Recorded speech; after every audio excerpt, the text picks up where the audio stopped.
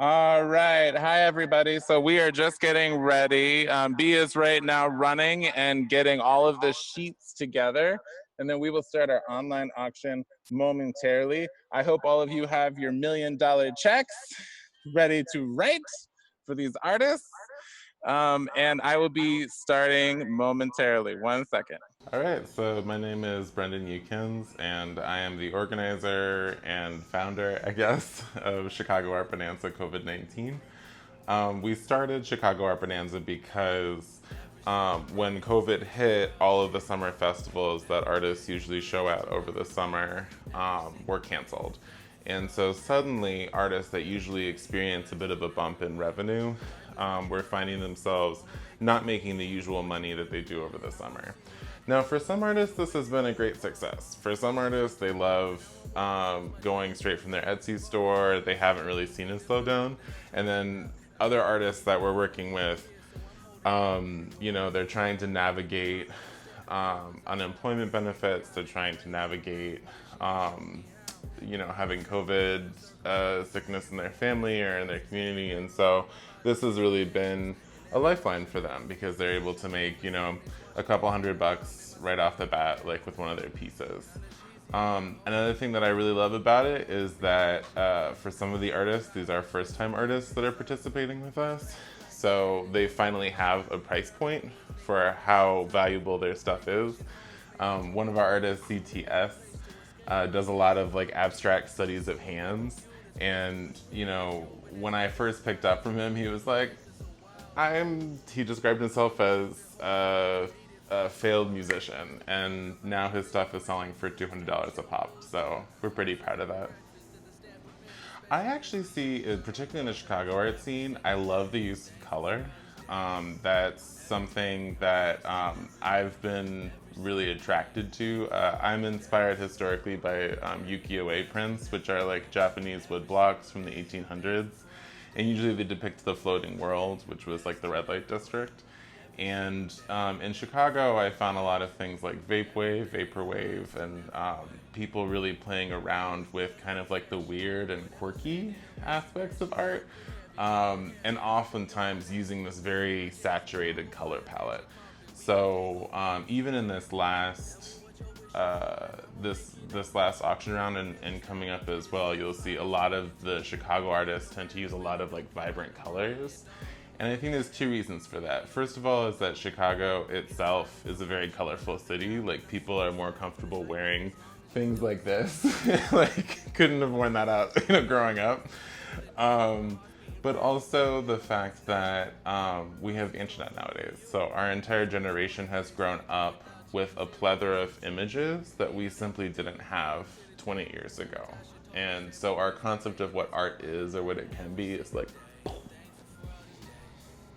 with Chicago Art Bonanza, I really wanted to show that in order to have a vibrant art scene in a city, it's about this level. It's about people who are making art using oftentimes very cheap materials, and they're selling that art to other people who, like myself, I can't roll into a gallery and buy a $2,000 painting. That's not what I am.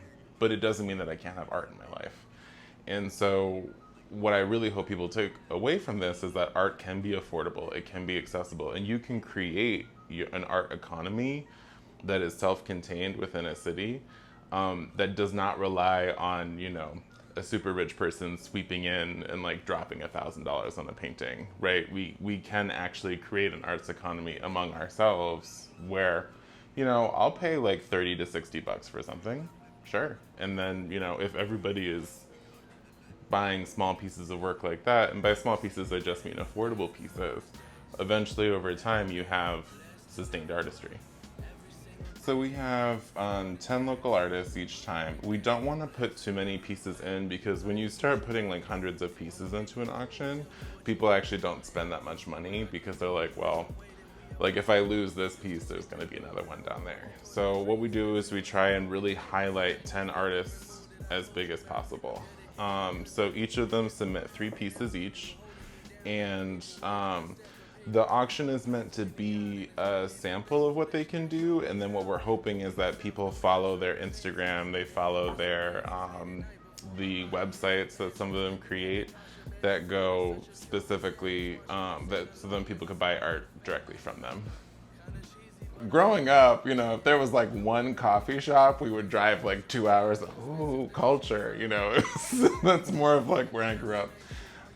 Here in Chicago, what I love is that the art is innate to the city. So you will find art galleries where people are going and they're seeing really expensive pieces. You have huge institutions like the Art Institute, if you go down into Lakeview and see those really expensive galleries right? It's like that exists.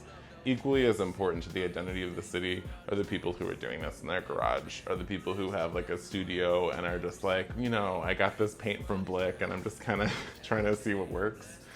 And then when you put those on the same pedestal, you get Chicago, right?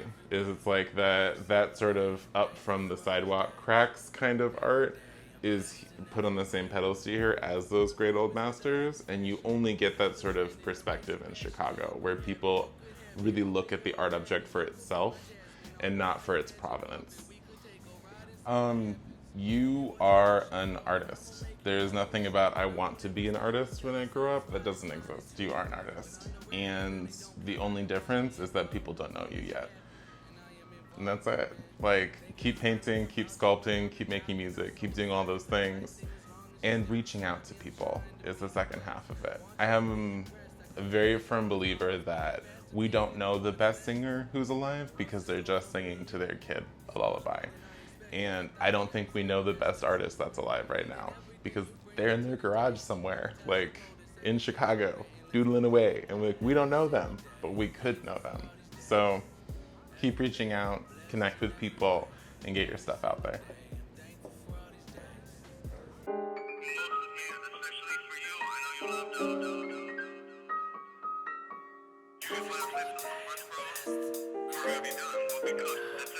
It will be cooked. Every single day, I'm thankful for all these days. Every day, I'm blessed in every way. Every single day, I'm thankful for all these days. Every day, I'm blessed in every way. Life is what you make it, so I'ma make it cool. Tell me what you really want, and I'll go see what I can do. This a way that we evolve.